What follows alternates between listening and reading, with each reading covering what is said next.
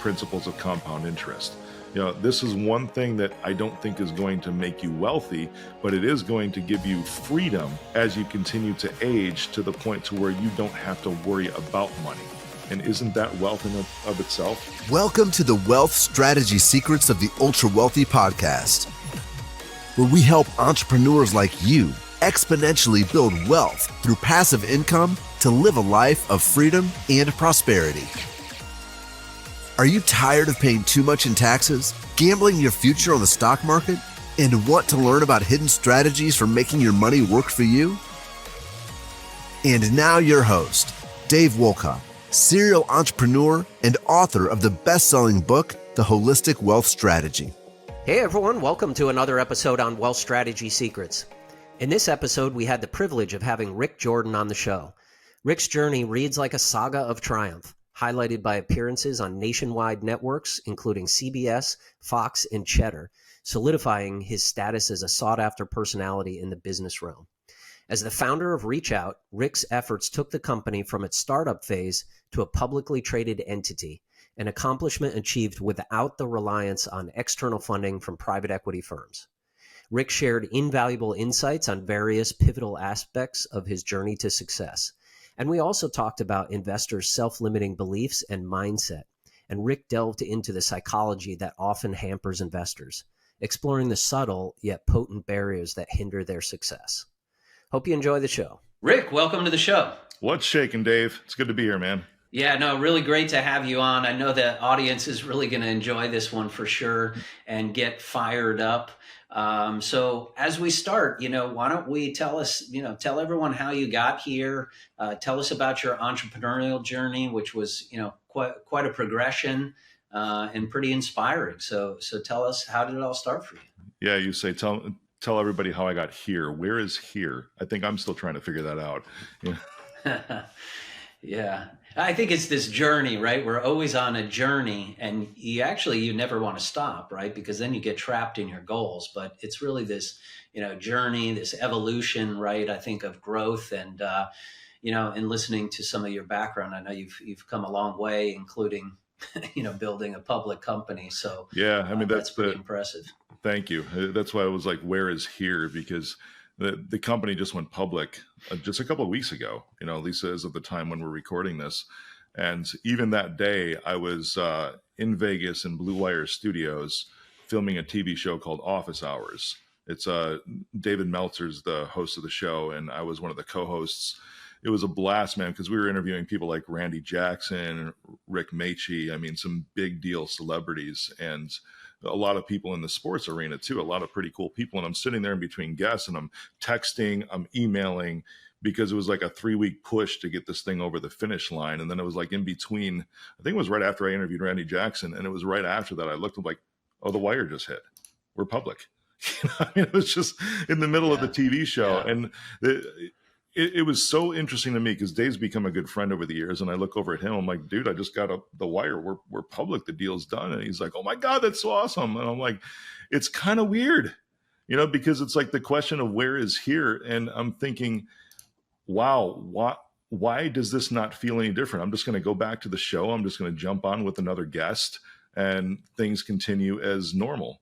So it's just been kind of interesting, man, for that journey to get to this point. And still, it's just a milestone. Like you said, we never stop, right? The company going public is just a milestone, because a year from now, 2 years from now, 3 years from now, who knows? But the time frame, it could be sooner, it could be later. We'll uplist to NASDAQ. Yeah, so that's another one to be like, wow, that's another milestone. It's like, what happens after that? I don't really know.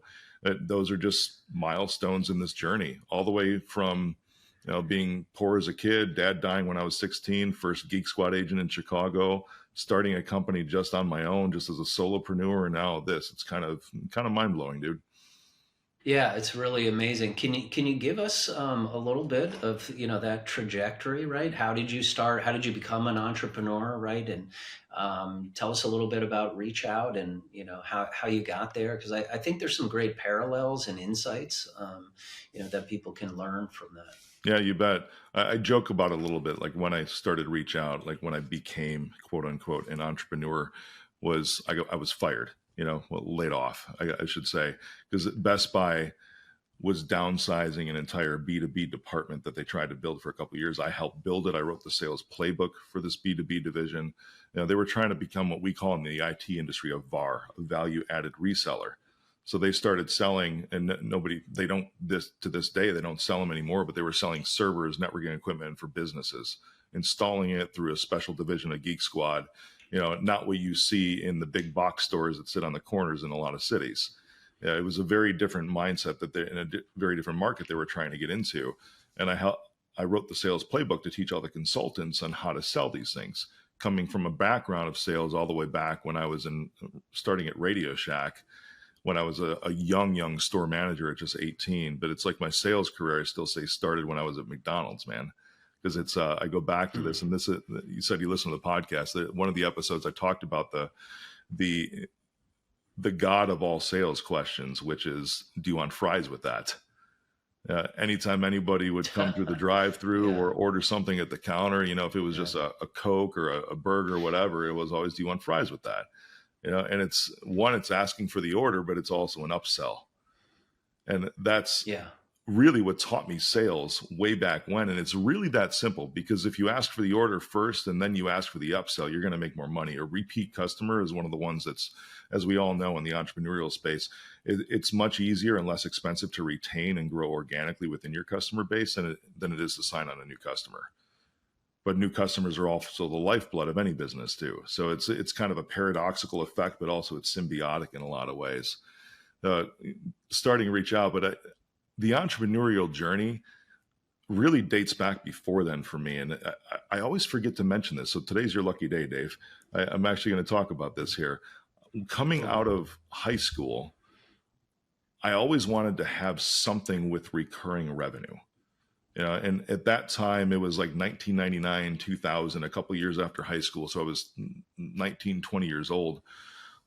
I learned HTML, but this was during the .com craze, right? And I went to a boot camp to learn networking on the Linux operating system. And I started a web hosting company and a web design company. The web hosting that I saw was a way to have recurring money. Now, at that point in time, I was looking at commoditized services, very low price.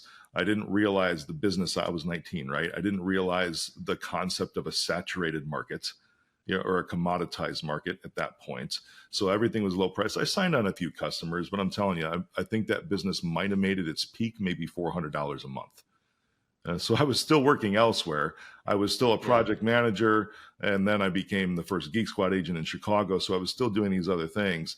Shut down that business because I'm like, this is never going to make any money. But I always was like, I want to have something that has recurring revenue to it, something where I can count on those funds every single month.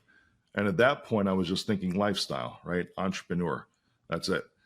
So when Best Buy laid off 700 people nationwide in what they called Best Buy for Business, that was their B2B shtick, that's when I'm like, all right, now's the time. I started signing on customers right away. In our industry, in the IT space, there's a concept called break fix, which means it breaks, you fix it, you get paid. It's literally that simple. If a computer's slow, you make it fast again. If it has ransomware, you remove it. That's not a good business model, because I like to affectionately call that, nothing against these people, the plumbers that are in the world, because they do things I can't, right? But I call it like the plumbers of the IT industry, because you don't really call a plumber to come out and do maintenance, so to speak, right? You don't have like a monthly subscription to a plumber. That's not something that exists. They'll come out and they'll do new construction, of course. And this is where I say I admire them, because, dude, there's pitch to drainage pipes and everything else. I mean, just brilliant minds. So a lot of math goes into it. And after that, the next time you see them is when something breaks. Very similar to the IT industry, the consultancy space. It's like, we'll do all the new stuff for you, and then when it breaks, call us. It's not a scalable model.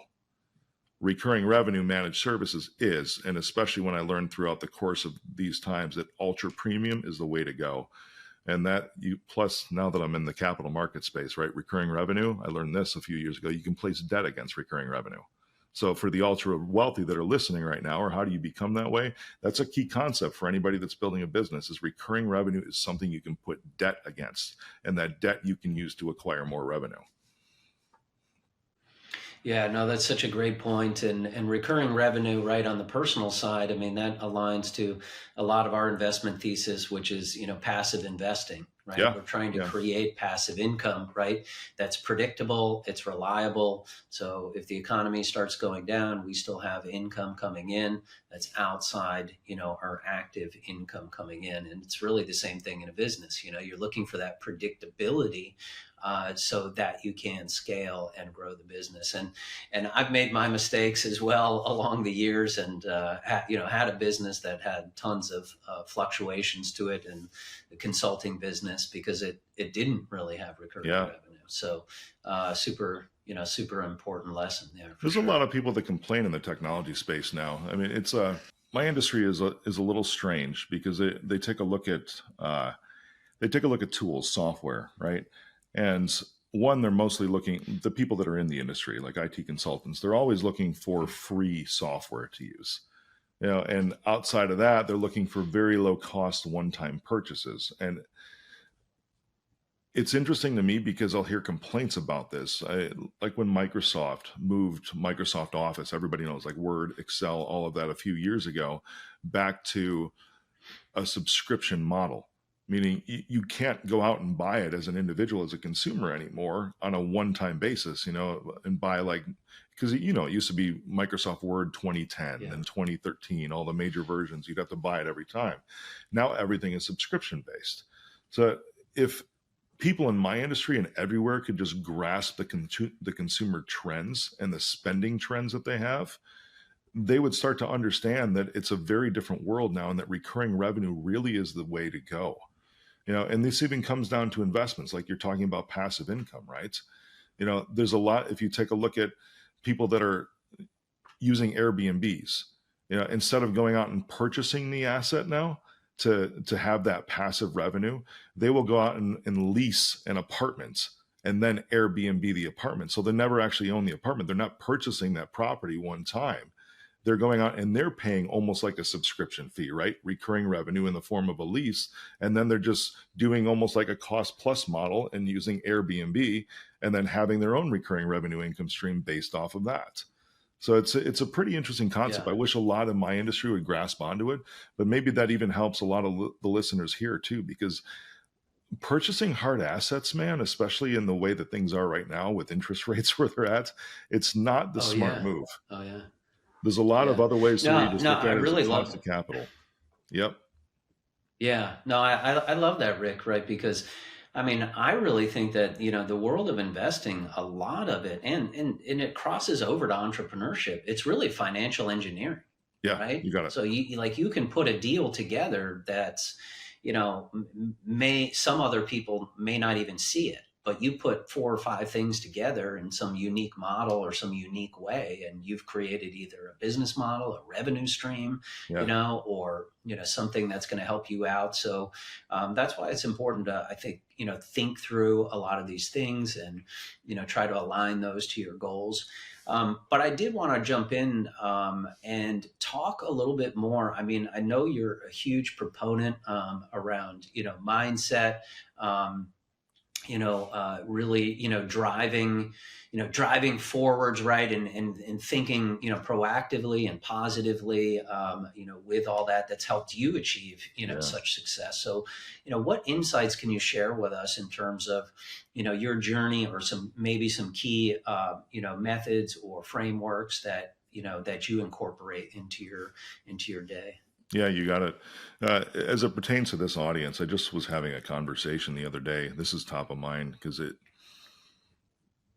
when you're in business, there's a couple of different ways you can look at it. One, you can look at it as you're kind of like a solopreneur. In a solopreneur, you're never going to really make much money. You're never going to really generate wealth. You won't generate the cash flow that you need to do some other cool things with your money to make your money start to work for you. Then there's the sort of like the middle area, which is a lifestyle business, right? You might have a couple of employees, maybe even just 1 or 2, whatever it is. And then that business is used to just generate all the things you've ever wanted, like meaning today, everything you've ever wanted today. You might drive a nice car, you might have a Mercedes, a BMW, you might even have enough to get something like an Aston Martin, like I had for a while. And beyond, you might have a good house, 4,000, 5,000 square foot house. Everything's looking good today. But a lifestyle business is not really something, unless you're making a strategic exit. But I see the lifestyle business more around like a $500,000 a year in revenue, because you might be able to pay one or two people. You might be netting out of that maybe 250, right? So you're taking home half of that, maybe 200, because it's a lifestyle business. With the cost of living these days, that's enough to maintain a pretty nice life today. Yeah. However, it's not very future focused. You're making your bills, you get everything you want today, but you're talking 10, 20 years from now, depending on how old you are, when you start getting closer to that quote unquote retirement age, what are you going to do? Are you still going to grind and hustle as much as you do right now as an entrepreneur? Because the third level is when you start to scale. And it becomes less about you and your lifestyle, and your lifestyle almost becomes like a byproduct of this organization, this entity that you're scaling. And the only way to do that when you're talking about mindset is you're not really doing it for yourself anymore. You're doing it for a lot of other people. Because there was a quote that I heard a long time ago. I'll probably botch it, but it was around the phrasing of, you can go fast on your own, but you can go far with other people. It's really the difference between a lifestyle business and a business that's meant to scale to help others and do that with other people. It's one of the reasons I took my company public. One of the reasons I'm acquiring others is because a lot of businesses tend to underpay their staff, because especially in that lifestyle business arena, because most of the money is being sucked out by the owner, rather than it being a byproduct. It's like owner first. And I see that a lot.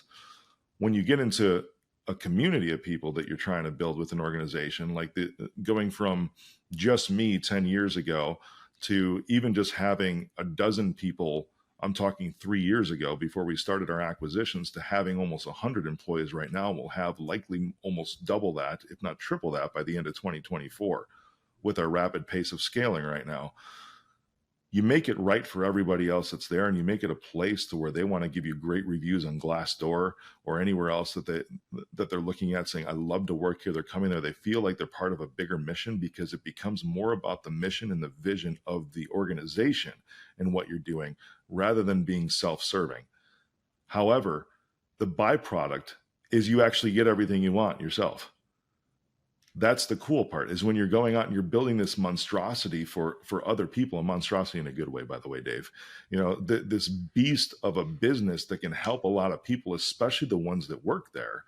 Then you're in the mode of scaling, and you continue to do that to where it's like it starts to take on a life of its own. And you start to see a lot of the things happen in your life to where you can begin to start to invest in things that you wanted, so it switches back now. That lifestyle arena, that middle spot, there's not a lot of free cash flow that you have in order to start actually putting that into places. Good investments can really only happen for those that have a higher net worth. Yeah, for sure, Rick. The visual that comes to mind, right, with that is in Kiyosaki's cash flow quadrant. Yeah, you can be on the left-hand side and you can earn money as a W-2, making active income, or you can be self-employed, right? Which is maybe someone like a dentist, right? You're not making money unless you're actually there. And then on the right side of the quadrant is actually being a professional investor, where we focus, where, we're able to create passive income. And then also if you can create, what he defines it as a business system, something that's running, whether you're there or not. Yeah, bingo. So yeah, I totally in alignment with that, Rick. And it's interesting though, because if you look at the statistics, right, of small businesses that, that grow from more than say 1 to 2 people, or cross even $1 million in revenue, it's very small, right? And then those that actually, make it even further into, a public company or 8-9 figure revenue, the statistics are very small. So what do you think is holding people back from moving to that next level? Yeah, it's a lot of trying to figure out what's actually possible. And it becomes self-limiting beliefs. So when you're sitting there, I mean, a lot of entrepreneurs will think this way. Like they'll try to think, oh, I want to be here in a year. I want to be here in 5 years. Every time I've thought that way, man, I tend to get there a lot faster. And I'm like, well, that was easy. Why didn't I just shoot even further down the line? Yeah, and it's not that I'm uber talented, more than anybody else. It's more of like when I decide that I'm going after something, it's going to happen. Period. Right? There isn't, not to sound like Yoda, but there isn't really trying it. That's why my show's called All In. It's doing everything you can every day. Now, some days you only have 40% to give, but if you give all of that 40%, because people have bad days, man, but if you give all that 40%, that's still all in for that day. Other days you're going to have the 100%. The days you feel down, it's like you just don't forget about where you want to be. And setting that marker, anytime you think about, oh, I want that, I want to challenge everybody who's listening, multiply it by 10 immediately, whatever that looks like. If it's like, oh, maybe it's a number of employees, or maybe it's an investment size, whatever it is. Oh, I want it to be this. Because once you solve for it, this is probably the best things that one of the coaches that I had years ago taught me is, in your position, like the business size, $1 million and 8 and 9 figures. And this is where we're at right now, because with going public, we crossed over into 8-figure range. But now I'm starting to solve the problems as if we're 9 figures. So if you're at 6 figures right now, solve your issues as if you were a 7-figure company. If you're a 7-figure company right now, solve your issues that you're having today as if you were an 8-figure company. Think about things at the next tier all the time, because then you're placing yourself ahead. And I kid you not, man, it's so cool because I do this in my life. I place challenging things in my life to sort of pull me into that next level. It's very different than people talk about like hustling and everything else, because I think hustle culture is stupid.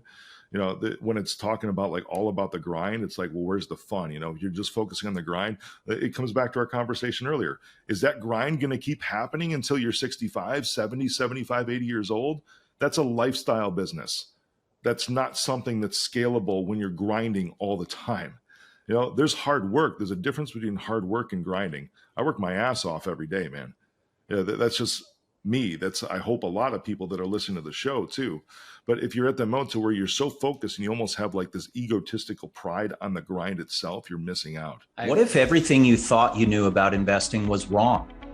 Would you like to create a wealth strategy like the top 1% have and get exclusive access to top private equity deals that provide downside protection, tax efficiency, predictable cash flow, and have a lucrative upside?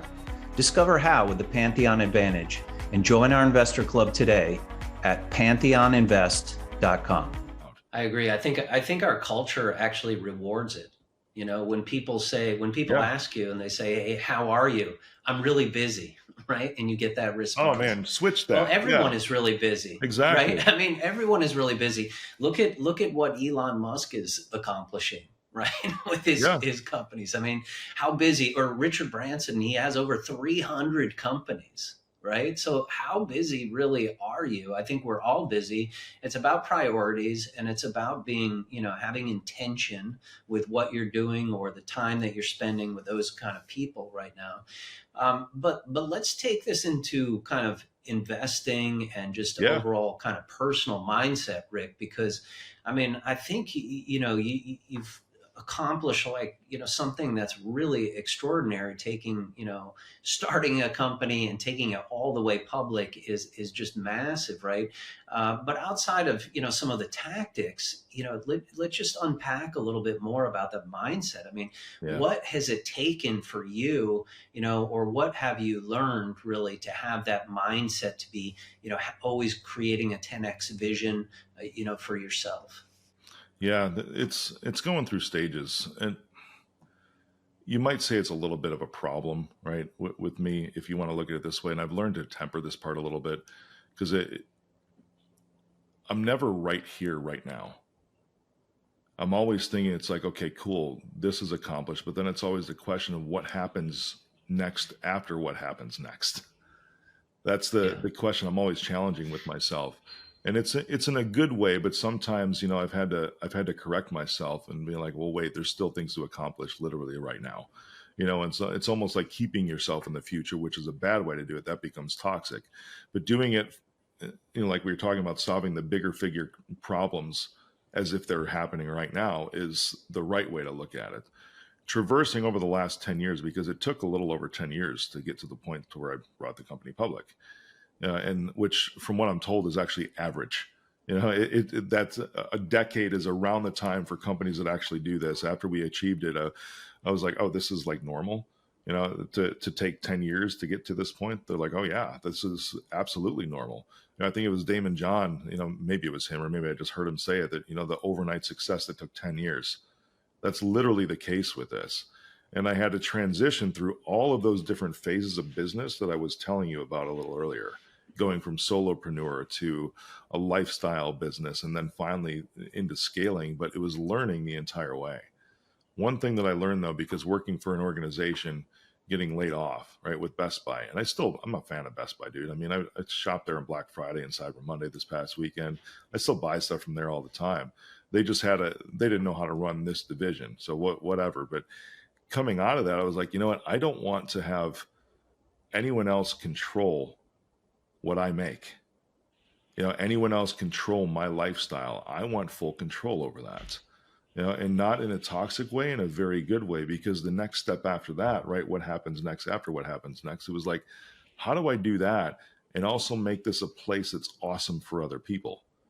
Because something that fulfills me, I've never actually signed a physical payroll check to anybody because, I've been in business as long as electronic and direct deposit has been around. But when I used to process payroll myself for a handful of employees, I loved hitting that submit button because I would take a look at what they're getting paid. I'm like, I am impacting these lives in a positive way. And then when we would have a good month or a good quarter, it'd be like, we are going to reward all of our people. And I would take a look at what was there and then distribute it amongst others to be like, you did a great job. And I've always even said too, it's like at my company, I don't even do annual reviews. We don't do annual pay increases. We do constant and consistent feedback. And when you're doing good and achieving certain things throughout a period of time, you're just going to see bonuses pop on your check. And they do. There's defined incentives, but at the same time, then there's always that extra that just ends up coming everybody's way because we're all still moving towards the same thing. It's something I love doing, man. So that's getting back to taking that journey. I had to go through those stages because I didn't just start a company and think, oh, it's going to be public someday. I never had that goal in mind when I started my business. My goal was just straight up, how do I feed my newborn twins? That was right. What was right in front of me at that moment in time when I started the business is I've got 6-week-olds right here, twins that are just 6 weeks old, and I'm without income. What do I do right now? And then after that, it became, okay, now how do I continue to grow? That means I have to bring on other people. I need to start to get as much off my plate as possible.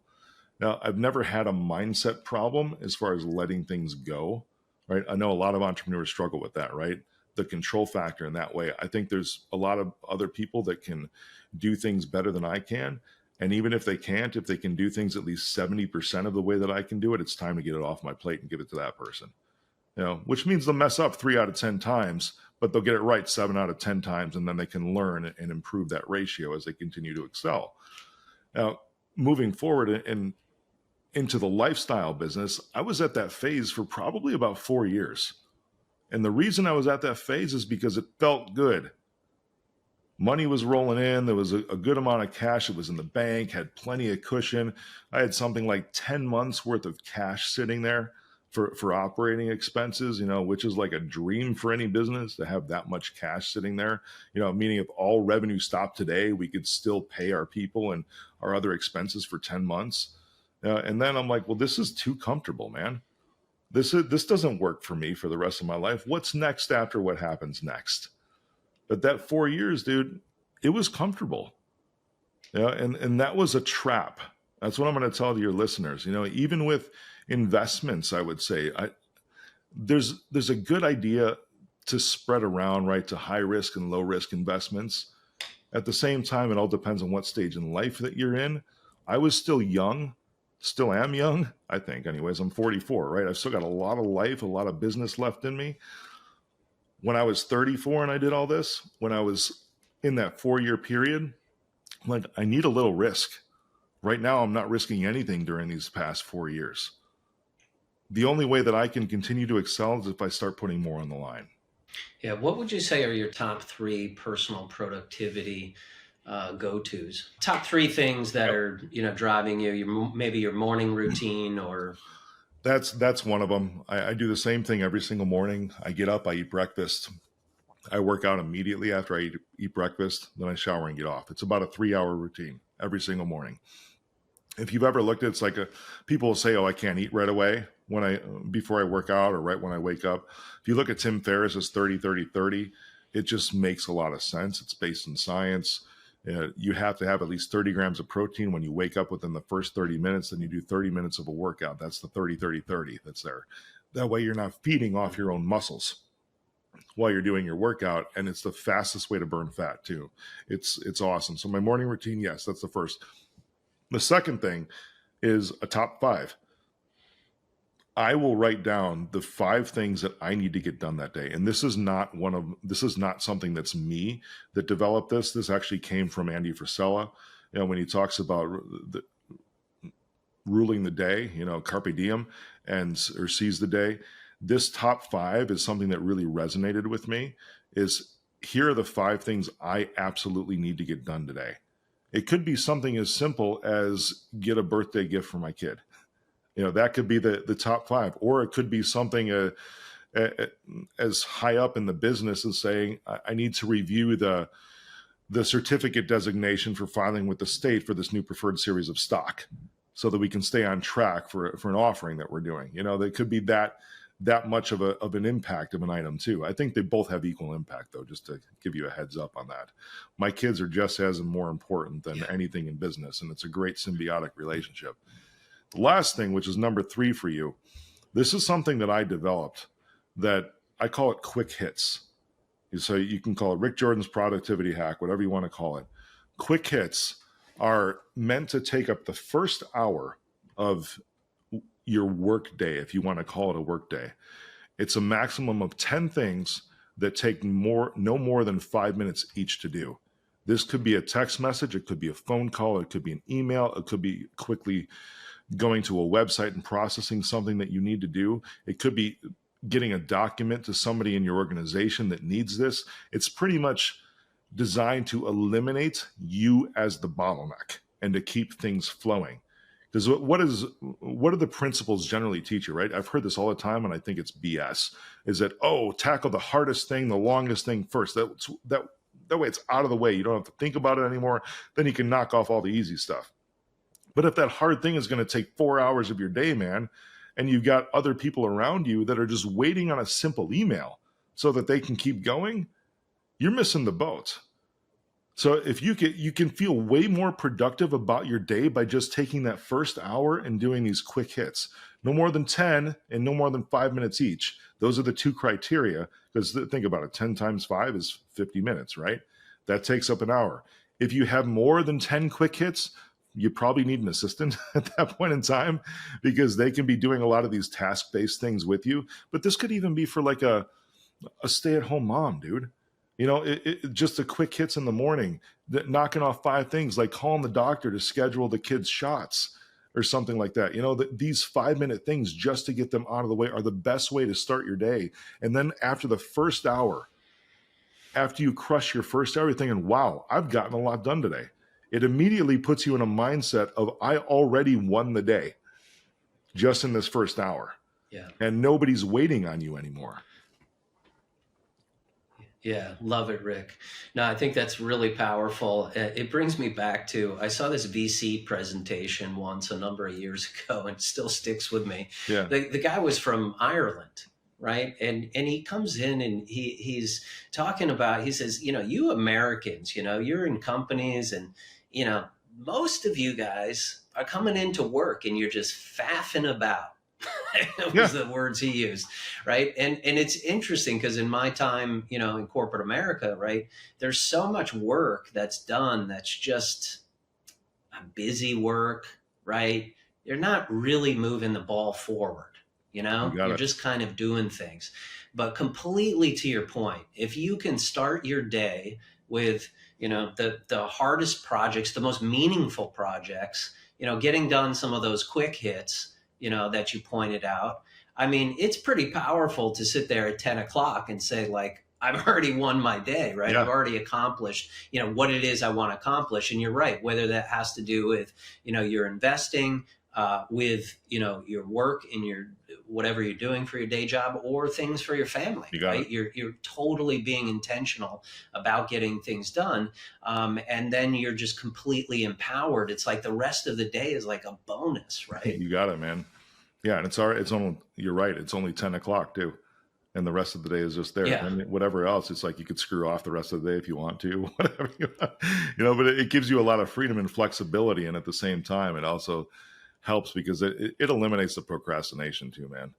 It really does. If you just devote For that, sure. but that's the discipline of it, is you have to make sure that you do exactly this in that first hour. Yeah, and coming back to wealth strategy for the listeners, I think it is really important that, just like a business, you have to put focus and attention and follow through in on your investing. You can't just kind of, if you want to set it and forget it, then just use a financial planner and outsource your life to one of those guys, right? True. But in reality, you're creating a team of professionals around you, and then you're creating goals just like a business, right? Of where you want to get to, what you want to be, what you want to do, what you want to have, right? And then you're checking in on that, right? You're doing regular, goal setting exercises, and you are making quick hits and things to, kind of accomplish those. And those are the people, who are successful, right? Those are the people who rise above. Rick, if you could give the listeners just one piece of advice about how they could accelerate their wealth trajectory, what would it be? Yeah, one of the best things that's accessible really to anybody in any of those stages that I'm a full proponent of, I have this too, is an IUL, an Index Universal Life Policy. I don't sell these, but it takes advantage of compound interest. And when I did this, it's almost like, because what's building real wealth for me right now is obviously what I'm doing in the public markets, right? In the capital market space. However, what I have in place as an IUL is going to completely cover all of my expenses by the time I turn 65. And I wish I had gotten to this point and I understood these earlier, because there's a component of premium financing on these things. And I'll just throw the numbers out there for you. There's it's insane, because and I started when I was 40, so I'm 4 years into this now, 4 years into the 7 years. At the end of the 10 years, the policy has 10 million sitting in there. By the time I'm 65, it's something like 39 million that's in there, and I can still draw off of it by about $500,000 a year, and it continues to compound to where there's over 100 million if I live to over 100 years old. And all that, of course, can be passed on to up to 2 generations. In order to premium finance at this level, you have to have at least a $5 million net worth. And that's one big reason to not have that lifestyle business, to build a valuation in whatever you're at, whether it's your investment portfolio or the business that you have, to get to this point to where you can take advantage of this. Now, that being said, I still could have achieved that level without premium finance a decade ago if I knew that when I was still in the lifestyle business phase of my company, or even in the solopreneur phase, because I could have funded this on my own and it would have just had longer time to cook because of the principles of compound interest. This is one thing that I don't think is going to make you wealthy, but it is going to give you freedom as you continue to age to the point to where you don't have to worry about money. And isn't that wealth in of itself? It's a different form, I would have to say. To me, that's really being rich, is the freedom to have everything taken care of. Rick, you're completely speaking my language. We are actually licensed, and we help our clients set up, whole life insurance policies, because it is definitely one of the cornerstones to the ultra wealthy, and how they deploy capital. And if you've got capital sitting in a bank right now, I mean, if you're watching what's happening in the banking industry, your money is not safe in the banks, right? And think about these mutual life insurance companies have been around for over 150 years, back to the Civil War. Yeah, Actually. right on. So they've seen countless recessions and everything, right? So your safety of principle is in such a good place. And then not to mention all the other, huge benefits you've talked about in terms of the tax-free compounding, creating that income stream, later on in your years. And then, the other like massive point, and going back to business here, because I wish I had this when I was in my first business, is you create that liquidity for yourself. You got it. Right? I mean, I've definitely had some bad quarters in my businesses. And how nice would it have been to say, hey, I've got 10 months or 20 months or whatever it is of liquidity. I don't need to pay myself anything while the business works through this period because I have liquidity in my life insurance policy. You got it. So super powerful, for that and a multitude of reasons. And now is definitely the time. If anyone has any questions, please reach out, because if there's ever a time to, actually shore up some of your capital, right now is the time. Rick, it's been a pleasure, speaking with you. I think really insightful to, help some of those entrepreneurs out there, to think bigger, about what's possible, right? Yeah. Whether that's from, a wealth perspective, entrepreneurial perspective. And if people want to check out your podcast or learn more about what you're doing, what's the best place they can connect? Yeah, LinkedIn or Instagram at Mr. Rick Jordan, both of those places. And you'll find links to the show there, or you can just search my name. I mean, in Google, really. That's it. You'll see me take on most of the front page with that. And the podcast is usually ranked right on the top of the page. Awesome. Rick, thanks again. Really appreciate your time. Thanks, Dave. Good to be on, man. Thanks for listening to this episode of Wealth Strategy Secrets. If you'd like to get a free copy of the book, go to holisticwealthstrategy.com. That's holisticwealthstrategy.com. If you'd like to learn more about upcoming opportunities at Pantheon, please visit pantheoninvest.com. That's pantheoninvest.com.